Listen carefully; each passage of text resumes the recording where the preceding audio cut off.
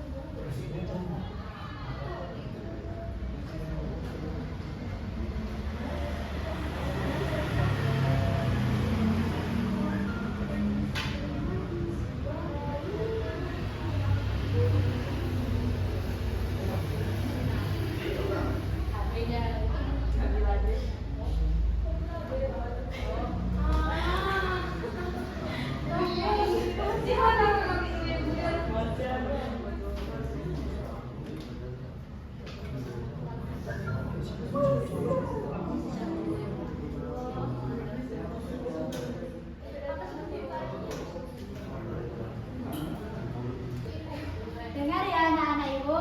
Iya, Bu. Ada pelajar niat karena Allah. Duduk rapi sopan, sikapnya harus indah.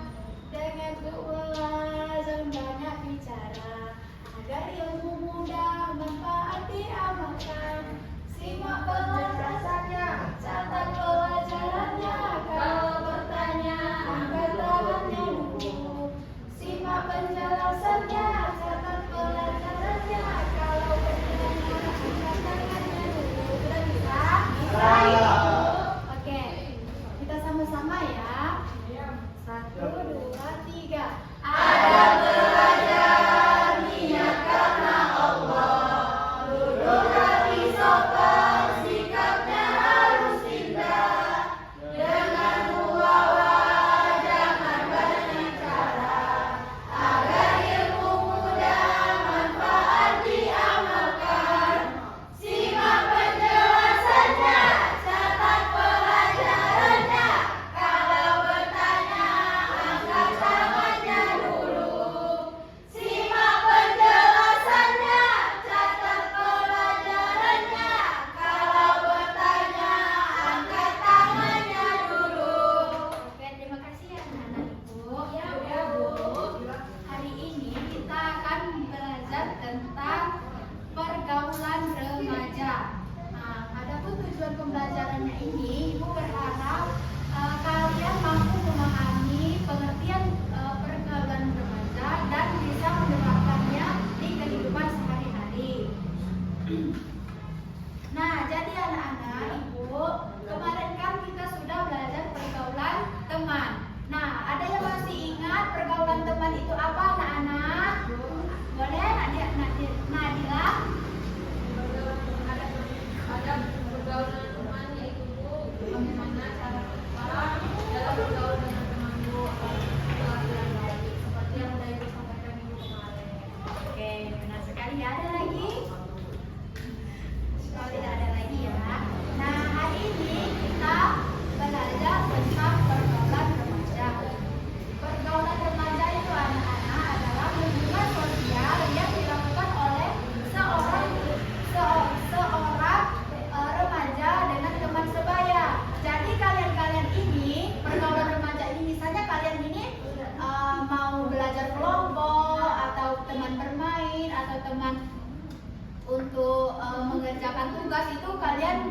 dengan pergaulan remaja. Ada juga ya anak-anak bentuk pergaulan positif dan bentuk pergaulan negatif. Nah, ada nggak yang tahu di sini contoh-contoh bentuk-bentuk atau contoh-contoh pergaulan positif? Ada nggak yang tahu? Apa Bu? Saya tahu Bu. Apa Nak Nadila? Misalnya itu kita tuh sholat Bu. Kita sholat, iya. Misalnya kan kalau zuhur kan kita kan baliknya lama itu jam 2 kan kita baliknya. Nah, ada istirahat kedua itu kita mengajak teman kita untuk sholat dulu. Nah, selanjutnya yaitu kita kan di sekolah ini ada organisasi OSIS, kita bisa mengikuti OSIS, bisa mengikuti kegiatan keagamaan, bisa belajar kelompok dan juga berteman dengan orang-orang yang memiliki sifat yang baik. Adapun yang negatifnya, apa contohnya kira-kira yang sering sekali kalian temui? Berpacaran, benar sekali, berpacaran, bullying, tawuran. Kenapa berpacaran itu dilarang? Karena zina, mendekati zina. Yang lain jawaban yang lebih untuk pergaulan kita Merusak merusak kita. Gini ya, maksudnya itu kita tidak boleh berpacaran. Kita oke, untuk hari ini kita bisa untuk mengingatkan pembelajarannya hari ini. Misalnya besok ada tugas ini, tapi setelah lama kelamaan itu lalai, lupa. Jadi anak-anak yang berpacaran itu biasanya tidak peduli, dia hanya peduli jalan-jalan, peduli mau pergi kemana, tidak ingat lagi untuk belajar, apalagi mengerjakan tugas. Itu ya anak-anak Ibu. Nah, adapun ciri-ciri kita dalam pergaulan remaja itu ada saling menghormati, saling mengasuh, saling ya, bukan berarti kamu misalnya Dila dengan Maya membantu Dila tidak membantu Maya, itu tidak boleh. Itu berarti tidak saling membantu, berarti Maya aja yang membantu Dila gitu ya. Ya, mutualisme harus saling membantu, saling menghormati, jujur dan dapat dipercaya, sopan santun, menghargai perbedaan. Nah, dampak negatif dari kita pergaulan bebas itu ya anak-anak, terpengaruh perilaku buruk. Misalnya Meta ini mempunyai berteman dengan Dila ini perilakunya kurang baik. Misalnya kan Dila bilang, ayo kita bolos gitu kan. Meta ini tadinya nggak mau kan, tadi tiba-tiba dipengaruhi jadi mau. Yaitu menurunnya prestasi belajar, seperti yang Ibu bilang tadi kan, kalau kita berpacaran itu anak-anaknya tuh lupa, dia asik berpacaran saja, tidak mau belajar, apalagi membuka buku itu. Yang selanjutnya terlibat kenakalan remaja. Ada yang tahu contoh-contoh kenakalan remaja? Apa? Tawuran, benar sekali. Tawuran, bullying, apa lagi? maling. Misalnya contoh bullying apa? Bullying misalnya? Membuli temannya. Tawuran itu disebabkan karena apa biasanya? Sok keras. Kenapa yang laki-laki tawuran itu terjadi? Karena itu Bu, adanya perpecahan antar kelompok. Karena biasanya itu di dalam pertemanan itu, makanya kita harus memilih teman juga ya kan? Karena ada yang teman baik, ada yang kurang baik. Dan juga anak SMA sekarang kan banyak yang laki-laki itu sudah merokok kan. Jadi anak-anak ibu yang laki-laki ibu harap tidak merokok ya. Apa yang di sini sudah ada yang merokok? Belum kan? Karena masih ya oke. Oke, ibu akan membagi kelompoknya dulu ya. Berhitung dulu 1, 2, 3, 4. Halo. Sudah dapat semua ya pokoknya. Tadi sudah memberikan kertas untuk mengerjakan tugasnya ya. Nah, itu akan mendiktekan masalahnya untuk kelompok 1 dulu.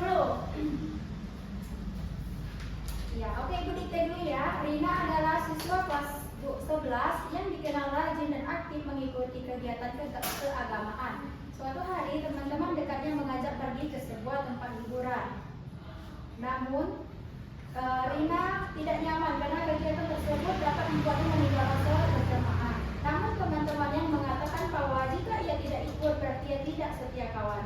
Nah, tulis itu masalahnya dan dijawab langsung ke teman-teman ya anak. Yang kelompok 2. Nisa dan Arif, siswa kelas 11 yang sudah berpacaran selama 1 tahun. Mereka sering pergi berdua sepulang sekolah dan saling mengirim pesan satu setiap hari. Awalnya hubungan mereka tidak mengganggu kegiatan belajar, dan lama-lama Nisa menjadi sulit fokus belajar karena sering memikirkan hubungannya dengan Arif. Jadi masalahnya, bagaimana pandangan Islam terhadap pacaran di kalangan remaja dan apa dampak positif negatif pacaran terhadap kehidupan remaja? Kelompok 3. Di sebuah kelas, dengar ya, di sebuah kelas terdapat seorang siswa yang awalnya rajin belajar dan nah itu ya.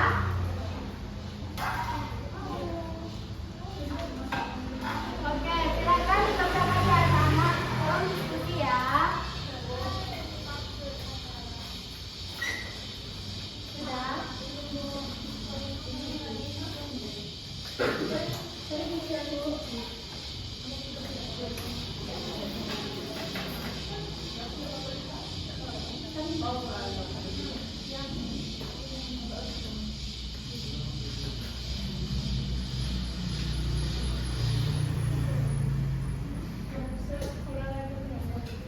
Yang kelompok 2 tolong dijelaskan ya.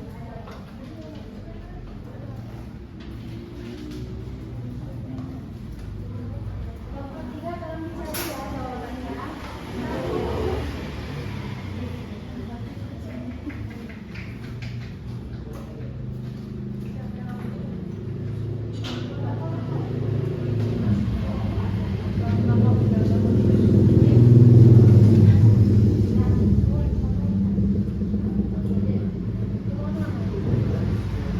Oke anak-anak, sudah selesai? Sudah? Silakan perwakilan kelompok 1 maju ke depan.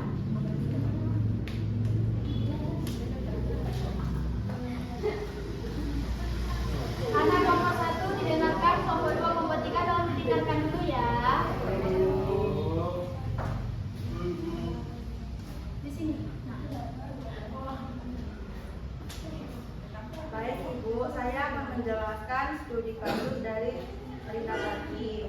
Menurut saya, sikap yang seharusnya dilakukan Rina adalah berdasarkan akidah dan akhlak, adalah tetap berpegang teguh pada ajaran Islam, tidak mengikuti ajakan yang membuatnya meninggalkan kewajiban Allah. Meskipun teman-temannya itu tidak setia kawan, Rina harus memahami bahwa ketaatan Allah lebih utama.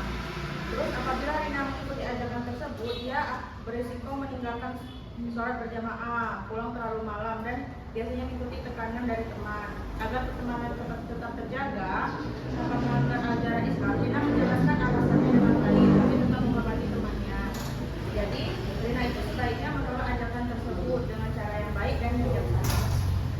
Tadi ya Nana jawabannya, karena kalau kita ingin mengikuti, kalau teman kita mengajak pergi, sedangkan kita mau sholat atau mau mengikuti kegiatan agama, kita boleh tolak secara baik-baik ya, jangan ngomongnya ya, tolaknya secara baik-baik dan ngomongnya itu baik-baik, karena kan perasaan orang biar sama-sama enak antara si Rina dan teman-temannya.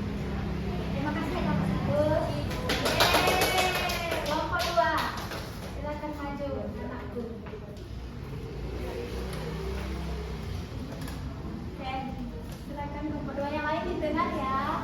Yang pertama, bagaimana pandangan Islam terhadap pacaran di kalangan remaja? Secara dasar, Islam melarang hubungan pacaran seperti yang umum dilakukan yaitu hubungan romantis, berduaan, saling mengungkapkan rasa cinta. Dasarnya Quran Surat Al-Isra ayat 32. Lalu yang kedua, dampak positif dan negatif pacaran bagi remaja. Dampak positif, jika masih dalam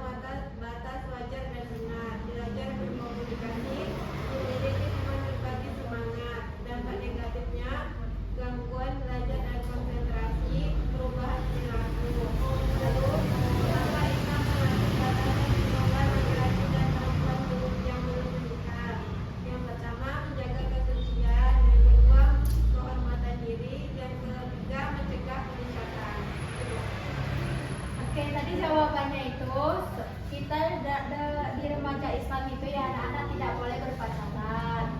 Nah, dampak positif dan negatifnya itu sebenarnya dampak positifnya tuh tidak ada karena tidak boleh kan kita pacaran. Dampak negatifnya itu banyak sekali, dapat menurunkan nilai belajar, dapat mengganggu psikologi kita, dapat mengganggu dapat mengganggu nilai belajar dan dapat mempengaruhi lingkungan kita di kelas. Itu tadi jawaban dari kelompok 2. Silakan kelompok 3 yang terakhir. Tolong disimak ya anak-anakku. Ya,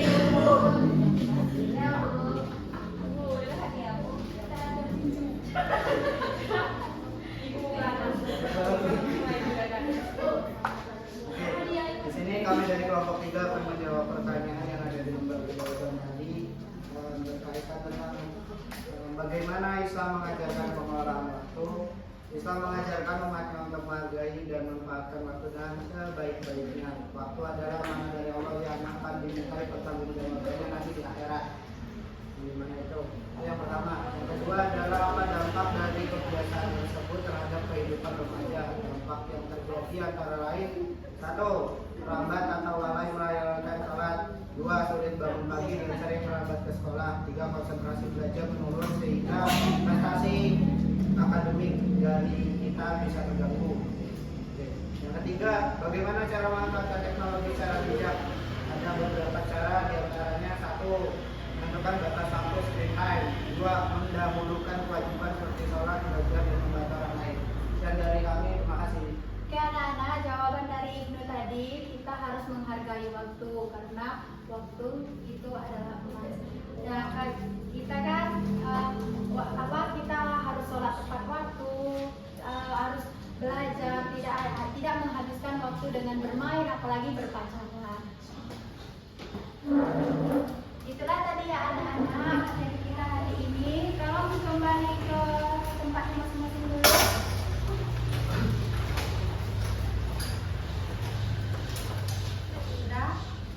Setelah anak-anak materi kita hari ini, semoga kalian bisa menerapkan dan mengingat apa pelajaran kita hari ini.